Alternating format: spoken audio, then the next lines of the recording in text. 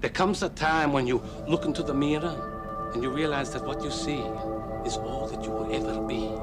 We're standing at a crossroads, and I don't like where we're going. There's someone else out there, Nettle. And so it begins.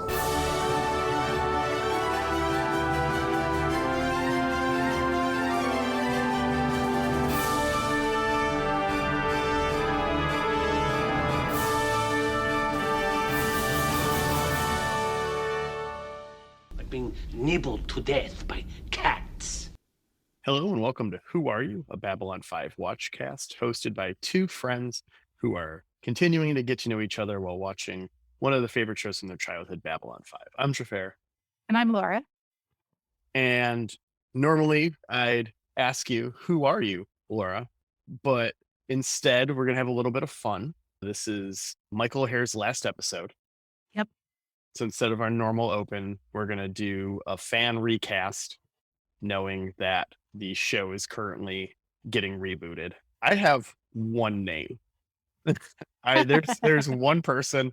I thought about this for a minute, and I'm like, I made a list of things that I wanted this person to have in common with Michael O'Hare, and then things that I expect from the role.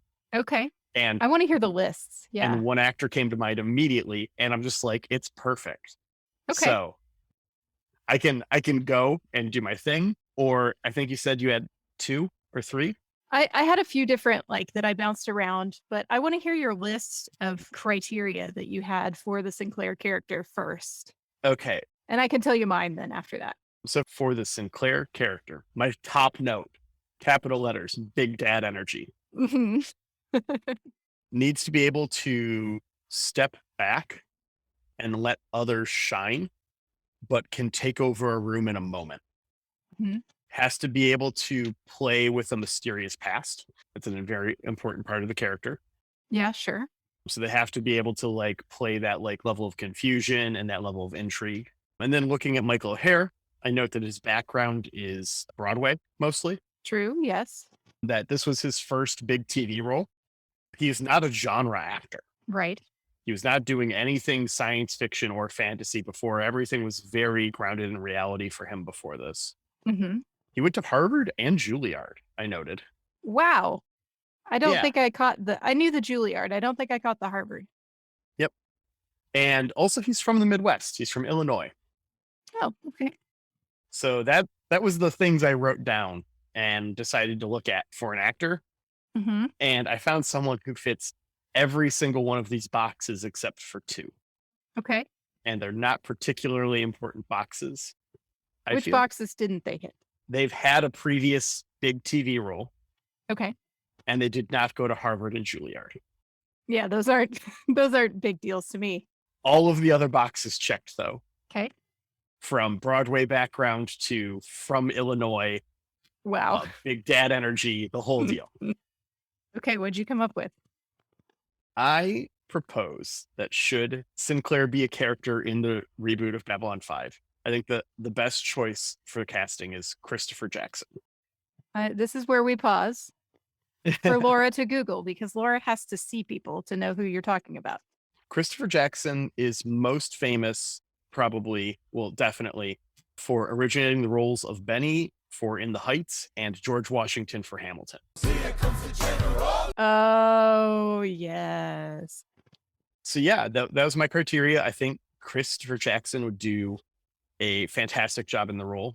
hmm He has a very commanding presence, but has that ability to kind of step back and let everyone else do their thing around him. Yeah, I mean, George Washington, Yeah, that character is a lot of that energy.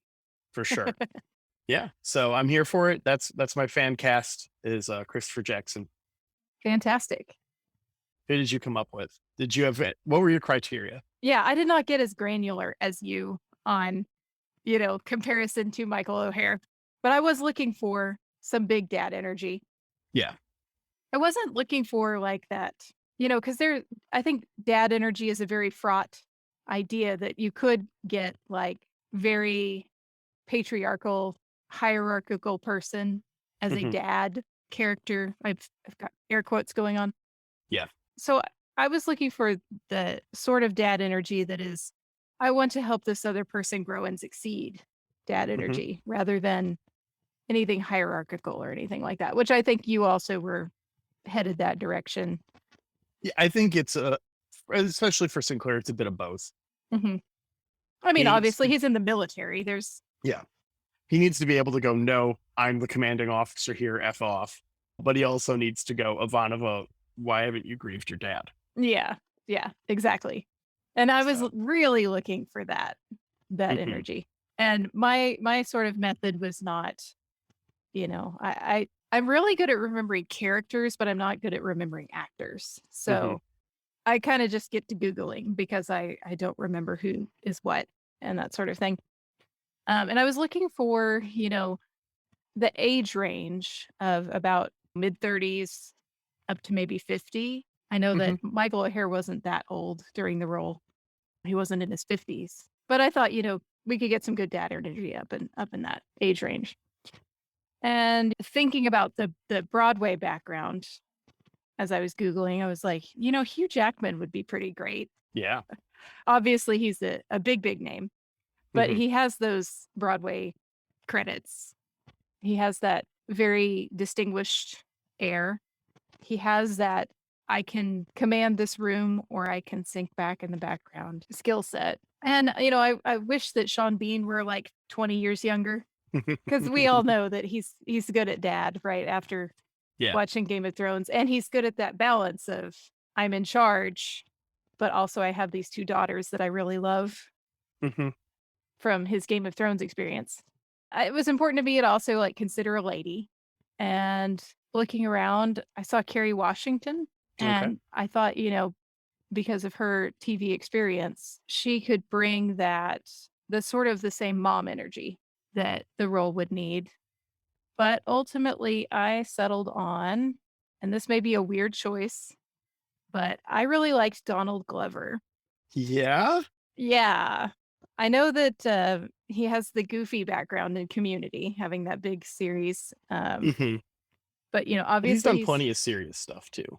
Yeah, and he's got that singer rapper persona, Childish Gambino, and obviously has some music chops. Yeah, he's very talented. Very talented. But I was just looking at pictures of him, and there was one in particular that I'm going to send you. Okay. And I wish I knew what year this was from. I don't think it's a current picture because I think he's doing a bald thing right now. It's this picture. This is apparently a Encyclopedia Britannica. But the picture that you click on. Yeah, that first one. Okay. Like with the beard, with the hair, and just looking so stoic. I was like, yes, I want this for Sinclair. And we know that he can, deliver a silly, hammy line sometimes in the middle of the context of an episode, and it would be good. For sure. That was my choice, was Donald Glover. All right. Well, I would watch this show regardless, to be perfectly honest. Yeah, me too. Reboot. But if either of these actors were chosen for the role of Sinclair, I'd be very interested to see their portrayals. And with that, let's get through this finale. This is the last episode of season 1. Season 1, episode 23, Chrysalis. Yeah, Michael O'Hare's last episode. Yep. Well, as a regular cast member. As a regular cast member, yes. We open on G'Kar and Londo arguing about a border conflict. The Narn have decided that their previous peace treaty, because it was only agreed to under the duress of occupation, is not valid. An agreement signed under duress is no agreement at all, is it, Ambassador? And they're just not getting anywhere with anyone. They refuse to cede any point. The Centauri are like, look, we're not even fighting you about the territory. We just want to be able to fly through it. And the Narn are just like, no. Yeah. Sinclair interrupts to ask why the Narn are attacking after 5 years of relative peace. And G'Kar claims that this is necessary for planetary security. And then Londo just casually threatens to destroy their whole planet. Yep. We should say also that this episode opened with a little note in the subtitles at the bottom telling us that this is December 30th, 2258. Yes, the end of the year. Yeah, so we've wrapped up a whole year on Babylon 5. Meanwhile, we get a first-person view of me at a party in college. Coming through to Garibaldi, and we get a pending murder attempt to theme. Yeah. He tells Garibaldi that he has to stop them Mhm. and they are going to kill him. But Garibaldi doesn't get to find out more because Petrov dies dramatically in his arms. Yep. We get back to the command staff in MedLab where Garibaldi explains that this guy was a fucking narc. Yeah. As Franklin very nonchalantly is just like, yeah, so he's dead. Mhm. He's very flippant here. I feel that Garibaldi is also a little flippant with his, this person worked for him. This person was an informant, and yet he still calls him by the derogatory term lurker. He's Yeah. a lurker, Yeah.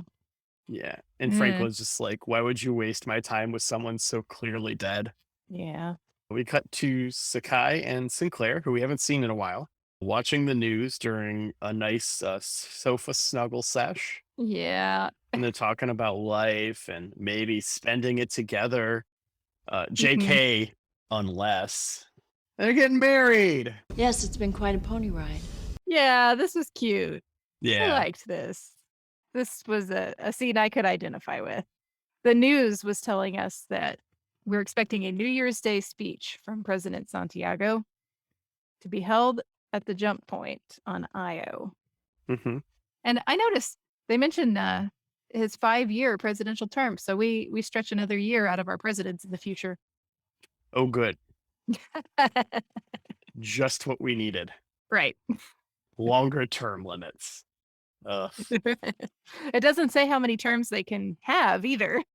It's true. 3, 4, 5, 10.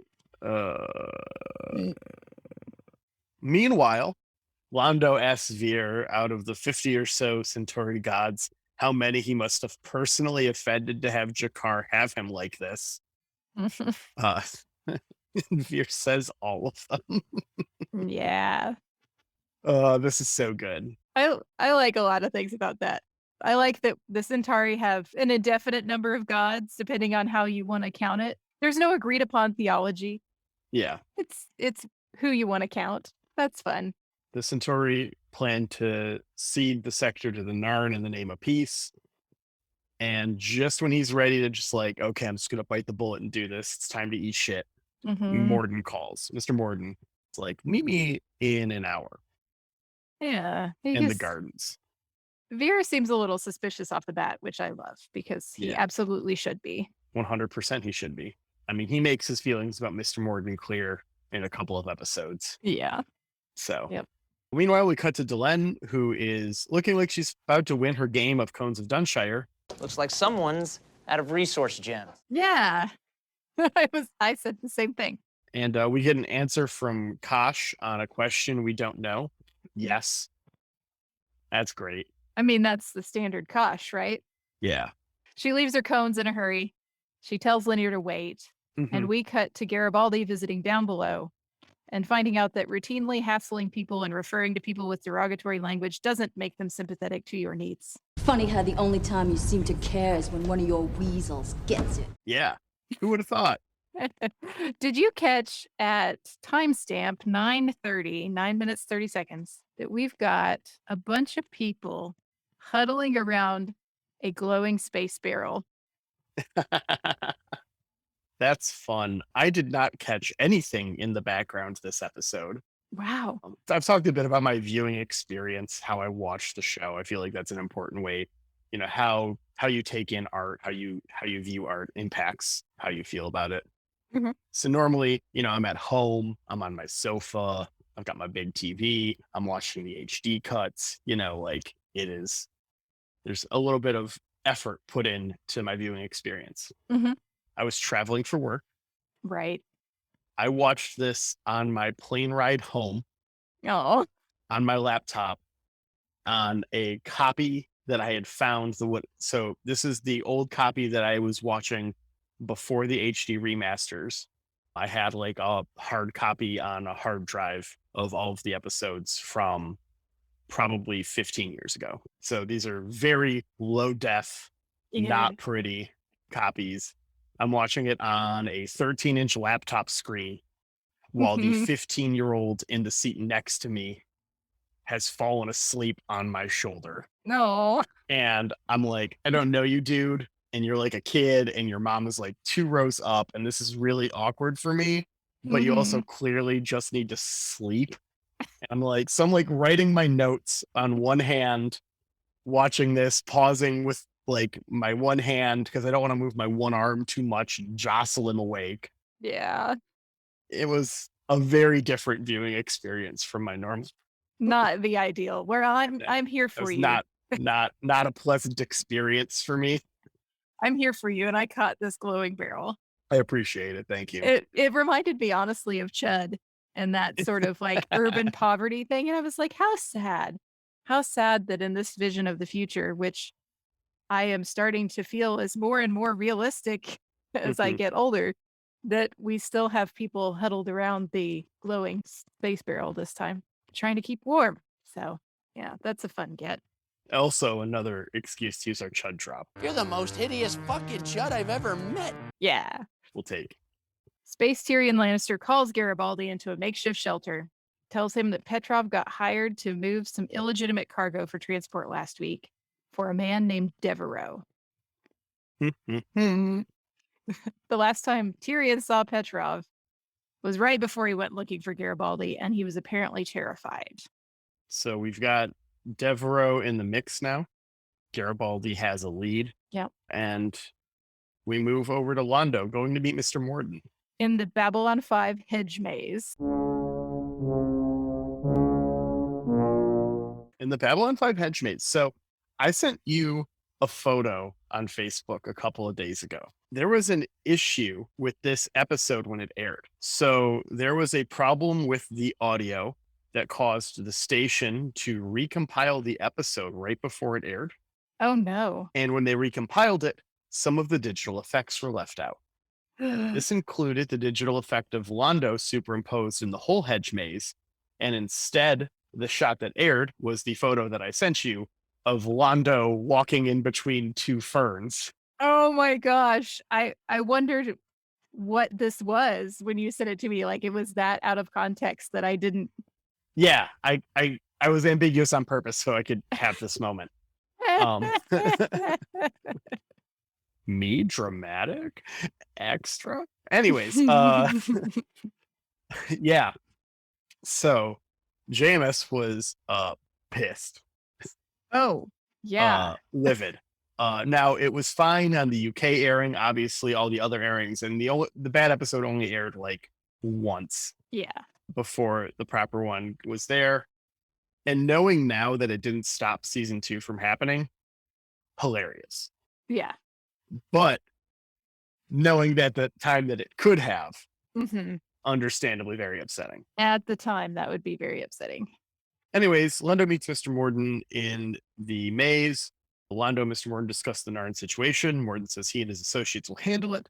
But first, he should make a point of notifying his government that Londo is seeing to it personally.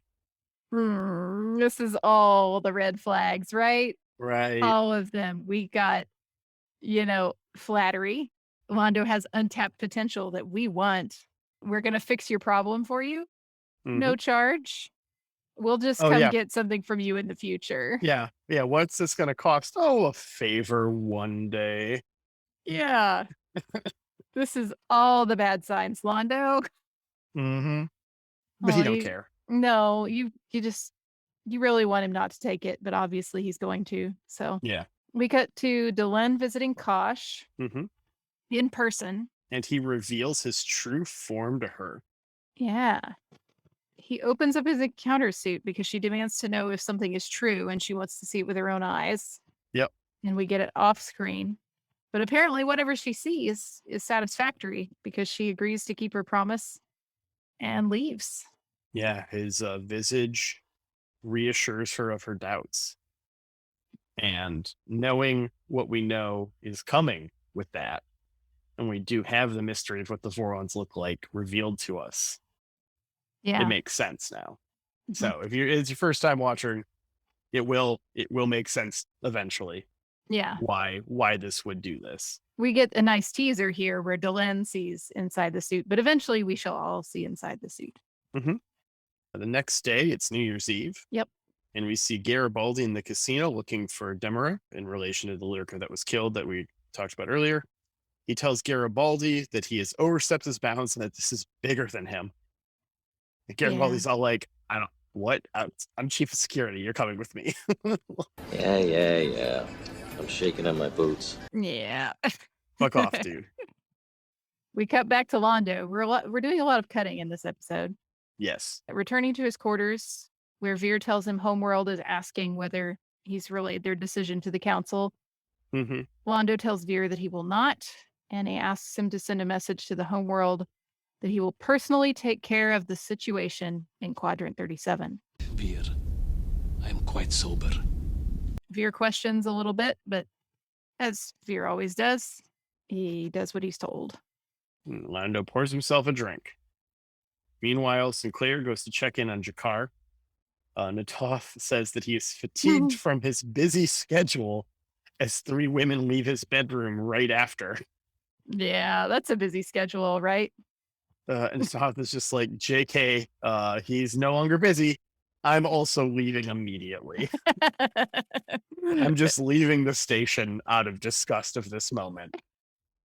And then we get to see G'Kar in his bathrobe. Mm-hmm. We saw Londo in the sleep shirt. Now we get G'Kar in his bathrobe. This is very like fancy hotel bathrobe vibes. Mm-hmm. Like, I think these are the ones they put in the bedroom. Yeah. Yeah. Like when you check into Babylon 5, it's all like, and here's your complimentary bathrobe. Now that's a nice touch. I always like that. Sinclair asks G'Kar to give the Centauri room to maneuver the Sector 37 issue. G'Kar's just like, it's old news, and he's just reveling in his victory. Sinclair tells G'Kar they're at a crossroads. The Narn are overcompensating, and they are becoming no better than how the Centauri were. Yeah. G'Kar tells him that we all do what we have to, basically, and asks him to go. After this, we cut to Breath of Fresh Air, where Ivanova and Garibaldi are asked to be the best man and weight of honor for the pending nuptials of Sinclair and Sakai. And everybody looks smashing. Yeah, everyone's dressed up. I loved Ivanova's dress. I want it so bad. That blue, perfect on her. They don't get to celebrate for long. Yeah, he gets a buzz that Demero is no longer in holding. He's just gone.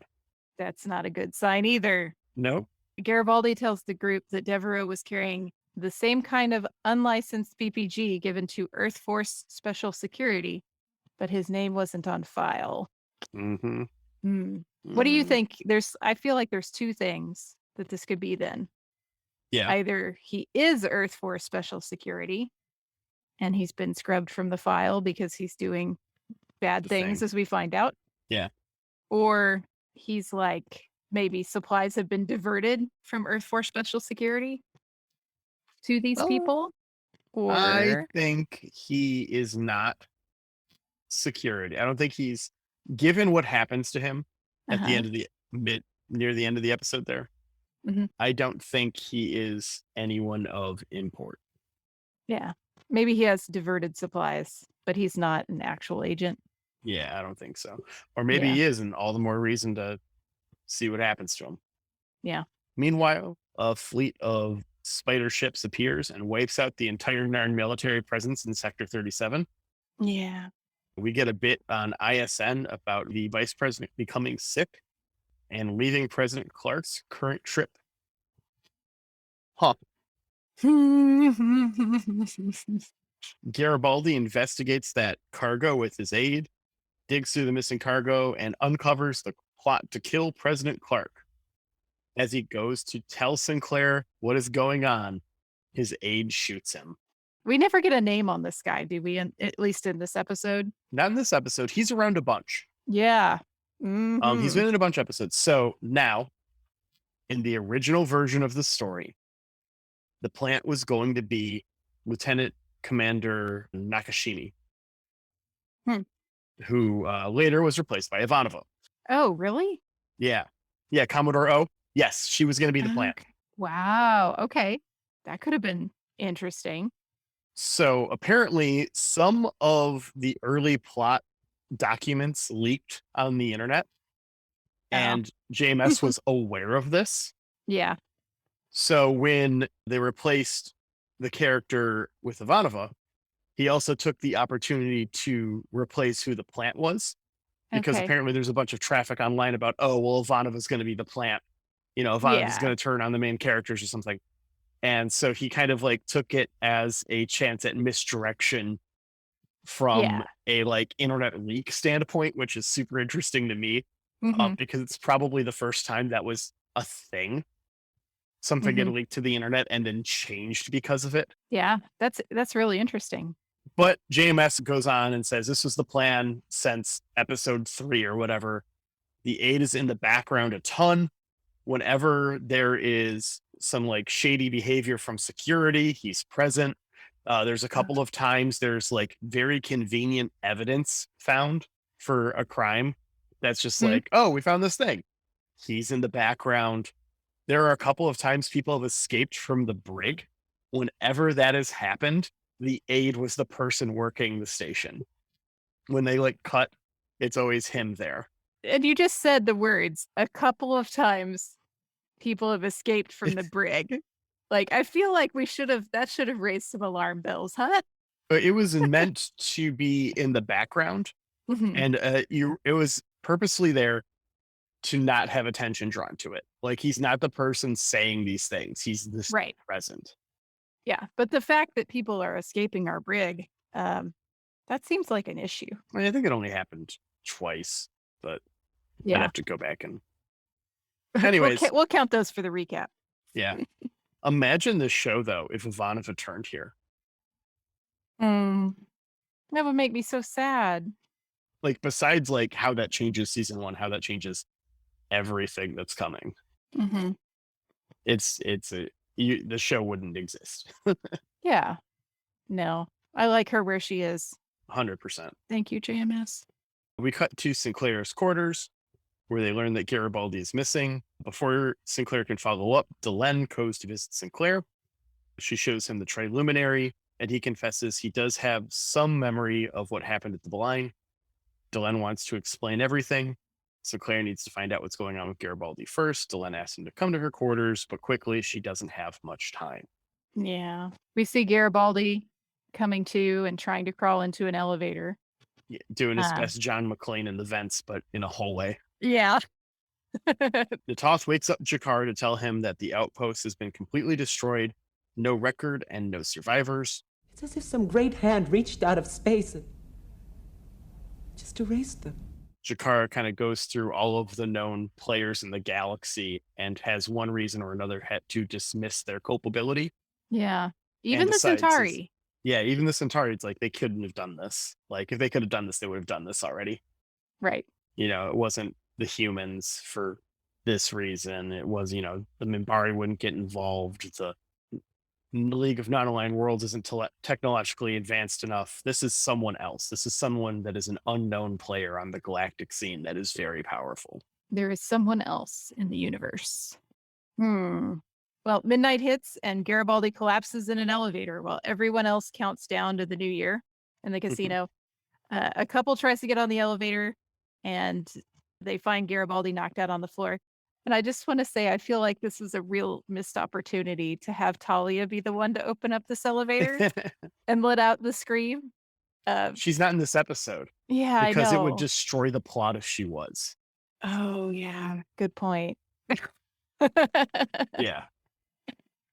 I just really wanted it to be her because of her thing about Mr. Garibaldi is always on the elevator. Yeah. No, that would have been fun. Yeah, I would have had a good laugh. But she would have just read Demiro's mind or something, would have tricked them, or like it would have been a thing. Garibaldi, when he was unconscious, they would have figured it out much sooner than they do. Yeah. And the timing of things is very pertinent. Mm-hmm. Meanwhile, Delenn completes her game of Cones of Dunshire, has Valen prophesized. Moves my brinksman to the devil's lair and pushes my farmer, yes, my humble farmer, directly into the central cone. Lanier is concerned. If Delenn is wrong, she's likely dead. And then the device starts covering her quarters in silly string. And she says if Sinclair is going to come, he needs to do it fast. Garibaldi is in medbay and manages to make out the plot to kill the president. Yeah, but he's missing important, pertinent details, unfortunately. Yep. They can't reach Earth Force One, Jupiter Military, or Earth Dome, and CNC. They turn on ISN and they see the ship explode. The president has been killed. They were too late. Yeah.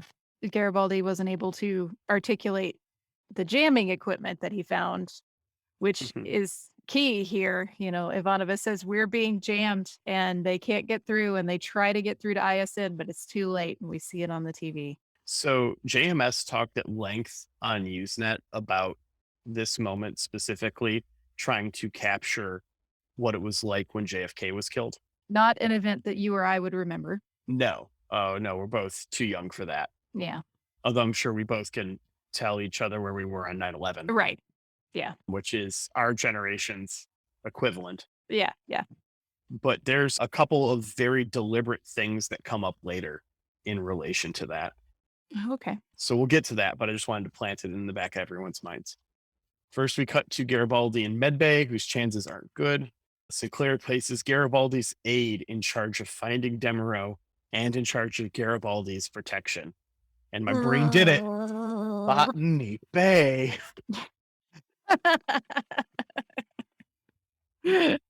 On the monorail, Jakar and Atoff find Ivanova and discuss what a terrible day it is for all of them.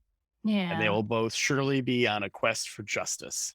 In the hedge maze, Londo meets with Morden, completely astounded at whatever these associates have accomplished here, which Morden claims is only what he was asked to do.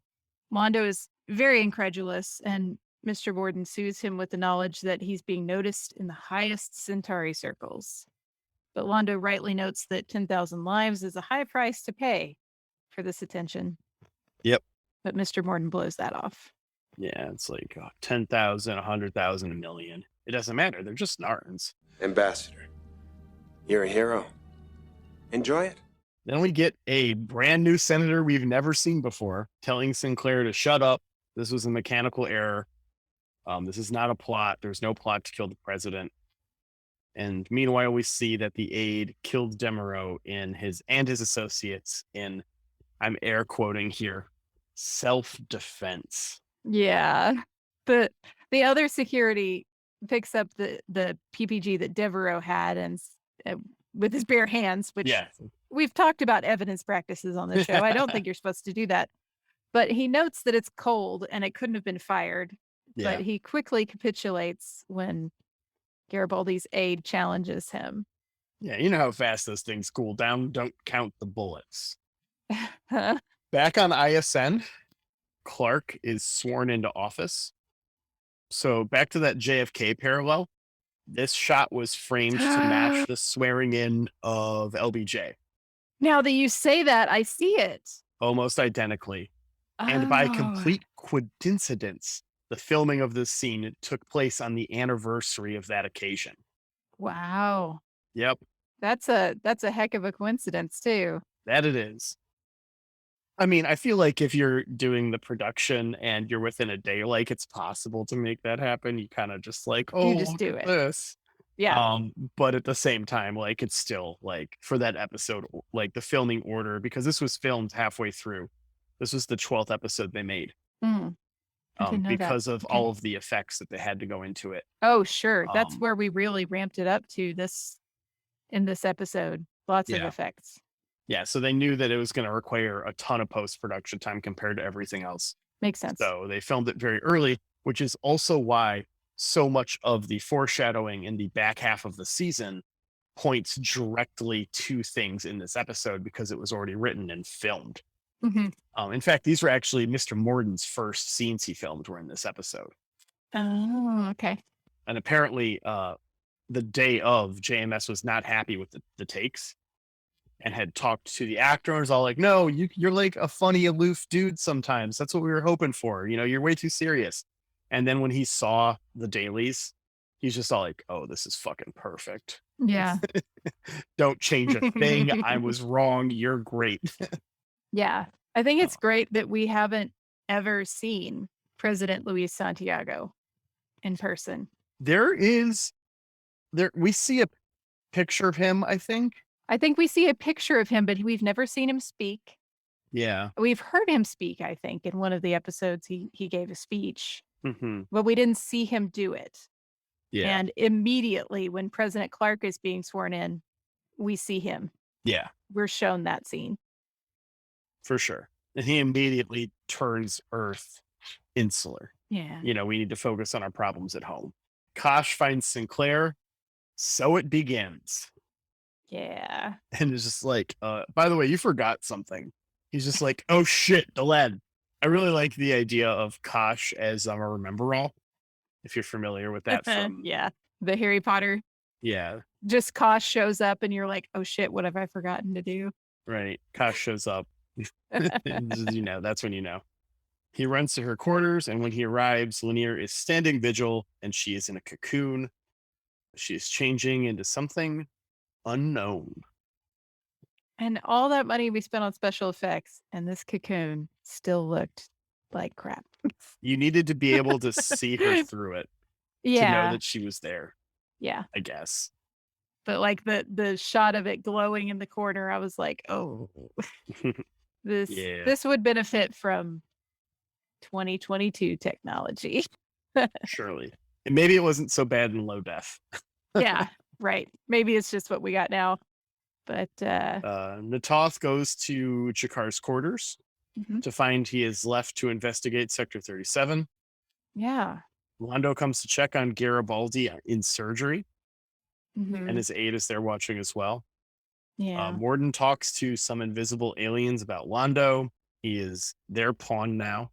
Catherine comforts Sinclair, and Lanier watches Delenn. I watched this episode twice, and Yeah. both times at the end I texted you, God, what a bummer. Right? This episode ends. There's a lot. There's a lot going on. Yeah. There's none of that satisfying, like, end of season, we've resolved anything. No, it's a giant cliffhanger. And I mean, that's what JMS wanted. I remember reading notes about how it's like people from the studio were like, this is the most dramatic cliffhanger in television. Like, it's setting the bar higher for the amount of pieces to pick up as far as the cliffhanger. Because literally everything, there's nothing settled. Yeah. Every single thing that could change changes in this episode. We have Jakar running off to who knows where.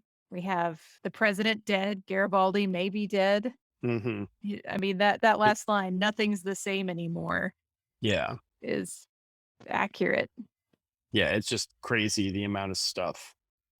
So, this was first broadcast October 3rd, 1994 in the UK. But in the US, it would have aired in August. And that is traditionally a month of low viewership in the US. So it was Okay. held back a number of weeks and was effectively the season 2 premiere. What? Yep. Oh, man.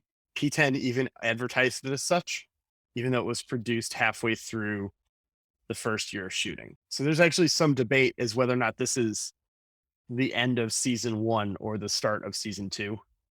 Wow. Per how JMS has organized the episodes, it is the season 1 finale. That's what it was intended to be. I like to think of it better as a finale. Yeah, for sure. A season opener, yikes. Yeah. Yeah. I mean, that certainly sets the stage for a lot of things, but It does. that would mean that Legacies was our last episode of the season, right? Air order would have been The Quality of Mercy, I believe. Oh, okay. Still not a strong enough Yeah. ending episode for the season to me. How do you feel about this giant bummer? I really liked this episode. It's a really good episode. For as much praise as I showered upon Babylon Squared for setting the table, this is serving a meal. So much of this episode solely exists because of all of the work done throughout the first, season. There's so many things that are picked up in this episode that were set down in other places. Most of the big mysteries from season 1 are at the very least acknowledged, if not answered. Yeah, we get more mysteries though. We don't know what's inside Kosh's suit. Yeah. Well, the mystery of the Vorlons, what the Vorlons look like, has been the whole time. So, they bring that back. There's been all kinds of stuff about the president and the vice president not necessarily getting along, hidden throughout the episodes. You know, the talk of how Santiago wanted to make Earth a more open society and humanity a more open species. And then for him to die and his vice president to immediately go, nah, brah. You know, it's poignant. Yeah. So, And you wonder what, because we talked to one of the senators that we've never seen in this episode. It makes you wonder, like, was she in on it? How far does 100%, this I thing think so. go? Yeah. Because I'm sure no one else was calling. So, and if it was a normal thing, they probably would have let him just talk to his normal senator. Yeah. Hidoshi. Yeah. So I really like this episode. I'd give this a Babylon 4 out of 5. Giving it a 4 out of 5? Yep. I did not think about my numbers before we sat down here. This is really artfully put together. I mean, we have a lot of cuts to different things. We have a lot of pieces on the board. There's so much in this episode. This episode is so fast. I like that we see our main ambassadors, Delenn, Londo, Jakar, Kosh, and we get the 3 that have aides. We also get their aides. Like everybody's here except Talia. And I can see where she could have been put in, but it's so many pieces moving. I don't know. I almost feel like this is a 5 out of 5 for me. Like this episode gets me. It tears me apart at the end because it's that classic, you're watching, the audience knows what we've seen with Garibaldi, but our main characters don't know that they're being jammed. And if they just knew that, they could have helped. And maybe they could have helped. Yeah. It might have everything been a falls foregone apart. conclusion at that point. Might have been nothing they could do, but Yeah. yeah. It guts me. And that's the kind of writing that I feel is a 5 out of 5, even though, like, at the same time, I hate what's happening. It's like, no, please don't. Have you watched the first episode of season 2 yet? I did. Yeah. I have not. I'm behind right now. So, We basically finished this one, and I was like, I need closure. We need to go on to episode 1 of season 2. that's what I wanted to know, though. It's like, because I had a feeling you would watch it right after that closure. Because, I mean, there's 2 types of TV viewers when it comes to these cliffhangers, especially in the binge era. You know, it's, do you need to watch the next episode? It's not a want, it is a need. Yeah. I needed to, and spoilers, I don't get a lot of closure. Well, a whole bunch of stuff happened. Yeah, a whole bunch of stuff happened, and then we'll talk about that episode when we get there. In like 2 weeks, because next week we're going to do our season 1 recap episode. Yeah, there's a lot we've got to remind ourselves about. There's going to be a bunch of stuff. We've gotten a handful of viewer mails. Thank you if you sent one in. If you haven't, by the time this episode airs, I think it will be too late. Yeah, probably so. But you can still put your thoughts out there in the universe. Yeah, feel free to share any of the thoughts you had for our next mailbag. We could talk about it then, or on social media, which we need to get a Discord. I need to do that now, so that way it's before this episode airs. Yeah, I'm going to have to put you in charge of Discord because I barely know the app and I do not know how to do it. That's fine. I can handle it all. Just really yell at me. I'll get in there, but I'll do it. We will have a Discord before this episode airs, and when this episode airs, we'll share the link. Yeah. Well, thank you to Jeremy Siegel at jeremysiegel42.bandcamp.com for our theme music. Thank you to Angry Duck Time Machine for the art from our podcast. Appreciate that. Thank you to you, the listener, for spending your time with us today. And if you have anything you'd like to share with us, you can do so at our email, whoareyoub5@gmail.com. Or on our Discord that will totally exist by the time this episode airs. Yeah, Discord coming. TBD. See you next week. See you next week.